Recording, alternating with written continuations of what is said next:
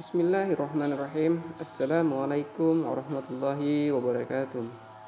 Selamat pagi, salam sejahtera untuk kita semua. Pada pagi hari ini kita berjumpa lagi di pelajaran PKN. Dan pada hari ini kita akan membahas materi di bab 2, yaitu norma dalam mewujudkan keadilan. Dan pada poin ini kita akan membahas poin pertama, yaitu norma dalam kehidupan bermasyarakat. Dalam kehidupan kita di keseharian dalam masyarakat, ada biasanya kita temukan ketentuan-ketentuan atau peraturan-peraturan yang berlaku dalam kehidupan kita sehari-hari di lingkungan sosial. Dan peraturan-peraturan tersebut timbul atas kesepakatan bersama, dan ada juga yang timbul dengan sendirinya mengiringi perkembangan kehidupan kita di setiap harinya. Jadi pada setiap hari kita sangat berkaitan erat sekali dengan yang namanya norma. Tanpa kita sadari, kita sudah memahami apa sih itu norma itu sendiri.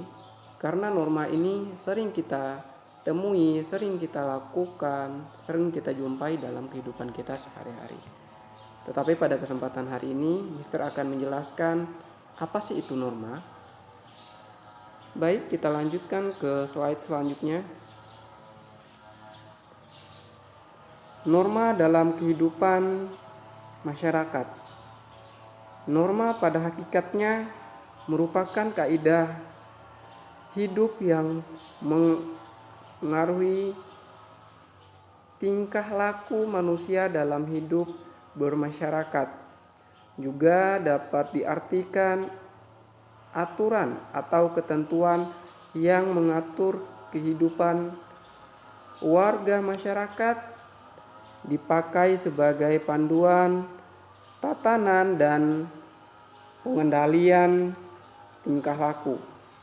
Dalam kehidupan masyarakat terdapat 4 macam norma, yaitu norma kesopanan, norma kesusilaan, norma agama, dan norma hukum.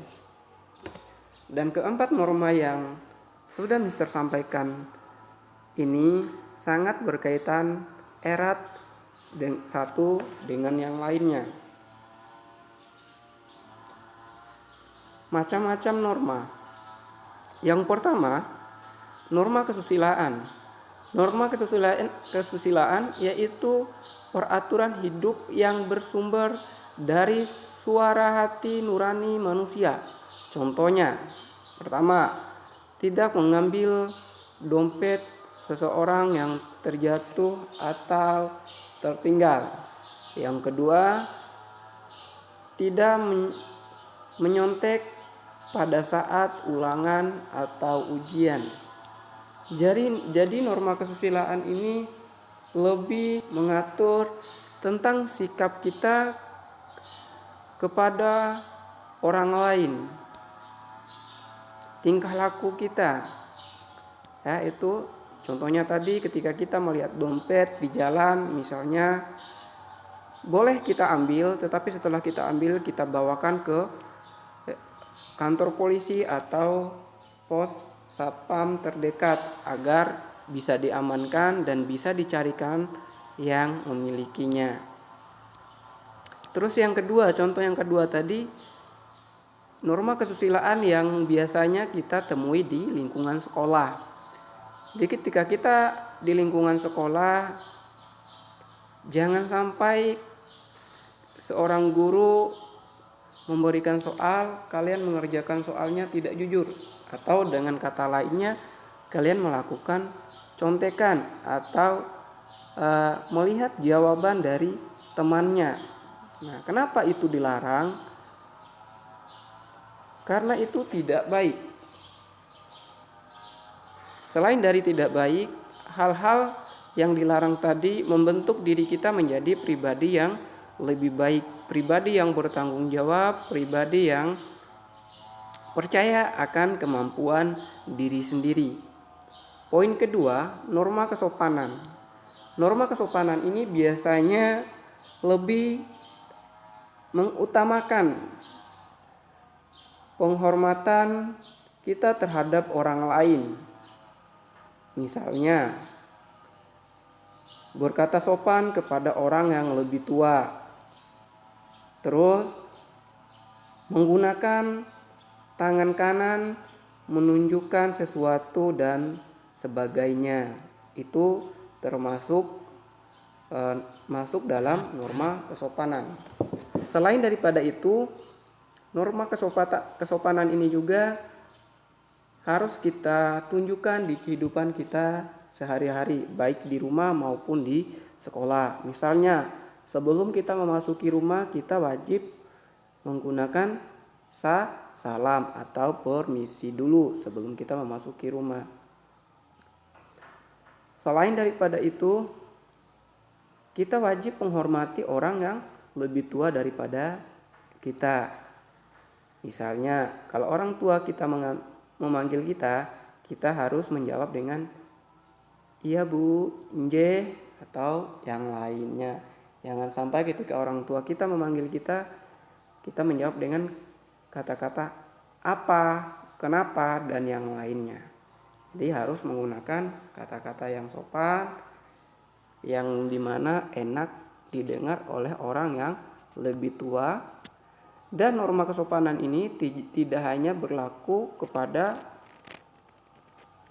orang yang lebih tua atau mengatur tentang bagaimana sikap kita ke orang yang lebih tua daripada kita, tetapi mengatur juga bagaimana tingkah laku, tutur kata kita juga ke orang yang lebih kecil atau orang sepantaran kita. Jangan sampai karena kita berbicara dengan orang yang lebih muda daripada kita membicarakannya atau berbicara seenak kita tanpa memahami itu baik atau tidak bahasa yang kita keluarkan. Itu masuk dalam norma kesopanan tadi. Yang contoh yang kedua tadi menggunakan tangan kanan ketika melakukan sesuatu. Misalnya makan, menulis, menunjuk arah, atau apapun itu. Selalu menggunakan tangan kanan atau tangan baik. Ya. Selanjutnya, masih dalam macam-macam norma tadi. Yang ketiga, norma agama. Peraturan hidup yang bersumber dari wahyu Tuhan. Contohnya, misalnya yang pertama, melaksanakan ibadah sesuai dengan ajaran agama yang dipercayai. Yang kedua, menjauhi larangan yang diperingatkan oleh Tuhan dalam kitab suci. Nah, dalam norma agama ini, selain dari dua contoh ini, ada beberapa hal-hal yang perlu kita lakukan. Antara lain, kita harus menghargai teman kita yang berbeda kepercayaan dengan kita. Dan kita harus menghargai ketika teman kita beribadah sesuai dengan agama kepercayaannya, kita harus menghargainya.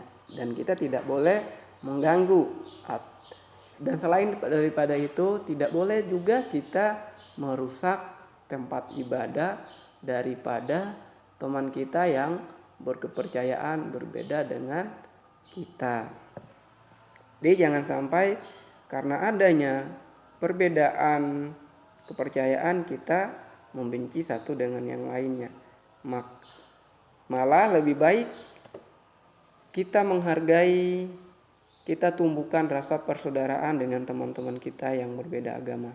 Jangan sampai kita membenci atau menjauhinya. Itu tidak boleh. Contoh yang kedua tadi, menjauhi larangan yang diperintahkan oleh Allah Subhanahu wa taala dalam kitab suci. Nah, contohnya larangan-larangan apa sih yang harus kita jauhi? Antara lain, tidak boleh bertingkah seenaknya kepada orang yang lebih tua, itu dilarang. Dilarang tidak mengikuti nasihat dari kedua orang tua kita. Itu larangan-larangannya. Dilarang mengganggu teman kita atau membuli. Dilarang mencuri, mencontek, ya, itu adalah larangan-larangannya. Minum-minuman keras, ya, atau terlalu mengutamakan main game daripada ibadah, atau mengutamakan main game daripada belajar, itu dilarang, ya, tidak boleh. Lakukan sesuatu yang bermanfaat dan berguna untuk kalian sendiri, berguna untuk orang tua. Selesaikan tanggung jawab kalian terlebih dahulu, baru kalian melakukan aktivitas-aktivitas di luar dari tanggung jawab yang akan kalian emban, ya. Jangan sampai kalian terlalu fokus pada game tetapi lupa dengan belajar, lupa dengan ibadah. Selanjutnya, norma hukum. Norma hukum ini adalah aturan hidup yang dibuat oleh badan-badan resmi negara yang bersifat mengatur dan memaksa setiap warga negara. Contohnya, yang pertama, kewajiban memiliki SIM bagi pengendara kendaraan bermotor. Yang dua, menggunakan helm bagi pengendara bermotor. Jadi itu contoh peraturan yang harus kita taati ketika kita berkendara, ya, atau menaiki kendaraan di jalanan umum. Kita diwajibkan untuk memiliki SIM ketika kita ingin membawa motor. Jangan sampai kita membawa motor ugal-ugalan, kita tidak memiliki SIM. Kenapa hal-hal itu diatur? Karena jangan sampai ketika kita mengendarai motor di jalan umum, kita mengendarai motor dengan ugal-ugalan, akhirnya membahayakan orang lain dan diri kita sendiri. Kenapa harus diwajibkan kita menggunakan helm ketika mengendarai motor? Takutnya ketika kecelakaan, paling tidak helm itu dapat melindungi kita dari kecelakaan tersebut. Kalau kita jatuh atau yang lainnya, kepala kita tidak terbentur oleh aspal atau bahan-bahan atau yang tajam lainnya, ya. Jadi helm itu dapat melindungi kepala kita dari bahaya tadi. Selanjutnya, perbedaan sanksi, kebiasaan dan adat istiadat terletak pada kekuatan sanksinya. Misalnya, sanksi terhadap pelanggaran kebiasaan tidak sekuat sanksi pelanggaran pada hukum adat. Nah, seperti yang kita ketahui bahwa norma-norma atau norma yang berlaku dalam masyarakat itu ada beberapa. Ada peraturan yang dibuat atas kesepakatan bersama dan ada juga peraturan yang sudah ada sejak dahulu, yang dimana peraturan tersebut menjadi adat kebiasaan di lingkungan masyarakat sekitar. Misalnya di daerah Kalimantan, di suku Dayak ada yang namanya hukum adat. Jadi misalnya kalau kita mencuri, kita wajib memberikan atau membayar denda. Dan biasanya hukum adat ini lebih berat sanksinya daripada yang lainnya. Ya, karena apa? Karena ini berdasarkan kebiasaan dan budaya yang sudah sejak zaman dulu berada di wilayah itu sendiri, dan semua warga yang hidup di lingkungan sekitar itu wajib untuk menaatinya. Selanjutnya, manfaat menaati norma bagi diri sendiri. Di sini ada 3 manfaatnya ketika kita menaati norma. Yang pertama, membuat hidup menjadi tenang. Jadi kalau kita menjalankan semua norma-norma yang berlaku di kehidupan masyarakat, kita akan terasa aman, merasakan ketenangan tanpa ada gangguan-gangguan dari hal-hal yang lainnya. Misalnya kalau kita tidak melakukan kesalahan, otomatis kita tidak akan diberikan sanksi di lingkungan sosial. Nah, itu salah satu contohnya. Yang kedua, membuat pergaulan menjadi rukun, tertib, dan damai. Ketika kita melaksanakan norma-norma yang berlaku di masyarakat, otomatis hal-hal yang tidak diinginkan di kehidupan sehari-hari tidak akan terjadi. Misalnya tadi contohnya menghargai kepercayaan orang lain, tidak mengganggu teman kita yang beribadah, ya, saling menghargai satu dengan yang lainnya. Jadi ketika hal-hal itu tetap terjalin dengan baik, maka lingkungan sekitar akan terlihat rukun, tertib, dan damai. Itu tujuan dari pelaksanaan norma tadi. Yang nomor 3, mengendalikan tingkah laku agar sesuai dengan norma.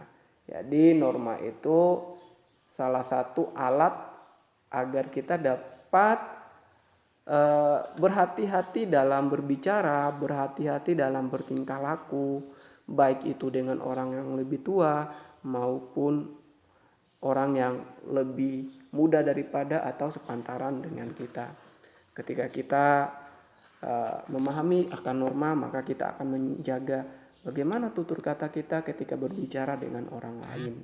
Bagaimana caranya kita menyampaikan pendapat kita di depan umum dengan menggunakan kata-kata yang baik, kata-kata yang sopan dan tidak menyinggung orang lain. Nah, itu tujuan dari norma tadi. Ketika kita sudah paham, maka dalam kehidupan kita sehari-hari kita harus menjaga ketentuan-ketentuan yang berlaku baik itu di masyarakat sekitar ataupun di lingkungan sekolah. Selanjutnya, 3 akibat pelanggaran terhadap norma bagi masyarakat. Nah, tadi ada manfaatnya, sekarang ada juga akibat ketika kita melanggar norma yang berlaku di masyarakat.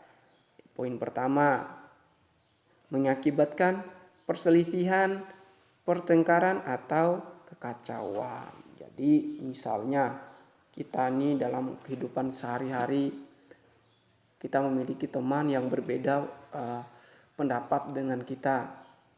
Terus kita tidak mau menerima pendapat teman kita karena kita menganggap pendapat kita yang paling benar.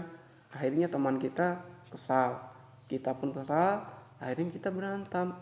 Nah, itu contoh dari akibatnya ketika kita tidak menjalankan norma dalam kehidupan sehari-hari. Pasti akan menyebabkan kekacauan, perkelahian tadi, ya. Maka dari itu kita harus benar-benar memahami dan kita harus benar-benar menjalankan norma-norma yang berlaku dalam kehidupan kita sehari-hari. Poin kedua, contoh ketika kita tidak melaksanakan norma dalam kehidupan bermasyarakat, melanggar hak-hak orang lain, itu sudah pasti. Contohnya melanggar hak-hak orang lain, misalnya kita mengambil milik orang lain tanpa sepengetahuan orang itu sendiri.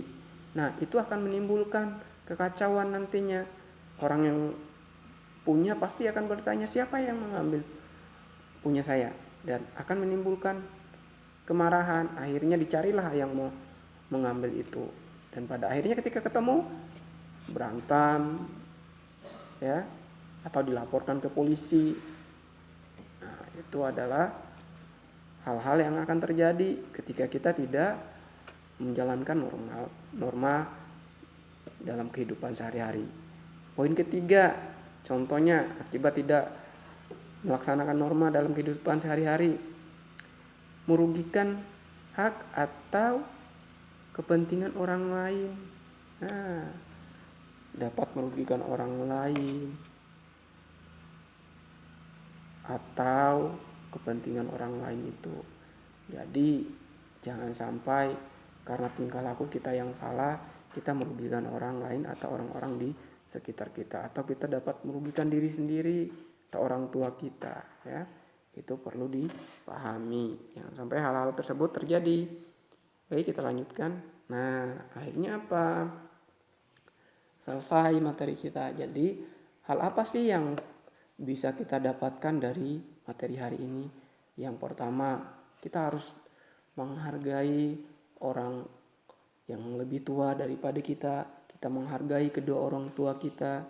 Kita patuhi apapun nasihat dari orang tua. Selama itu baik, kita lakukan. Dan kalau tidak baik, kita tinggalkan. Dan karena norma juga kehidupan kita di setiap harinya dapat berjalan dengan baik. Kita tidak mengganggu orang lain dan orang juga tidak mengganggu kita. Maka kehidupan kita akan terasa aman, nyaman, damai, tanpa gangguan-gangguan yang lainnya. Mudah-mudahan harapan Mister setelah kalian mempelajari tentang norma, kehidupan kalian di lingkungan sekitar lebih baik dan lebih bisa menghargai orang lain. Dan jangan sampai ketika kalian sudah mempelajari tentang norma, kalian tetap melanggar norma-norma yang berlaku di masyarakat itu sendiri. Di percuma hari ini kalian belajar, tapi kalian tidak praktekkan di kehidupan kalian sehari-hari. Itu yang bisa Mister sampaikan pada hari ini.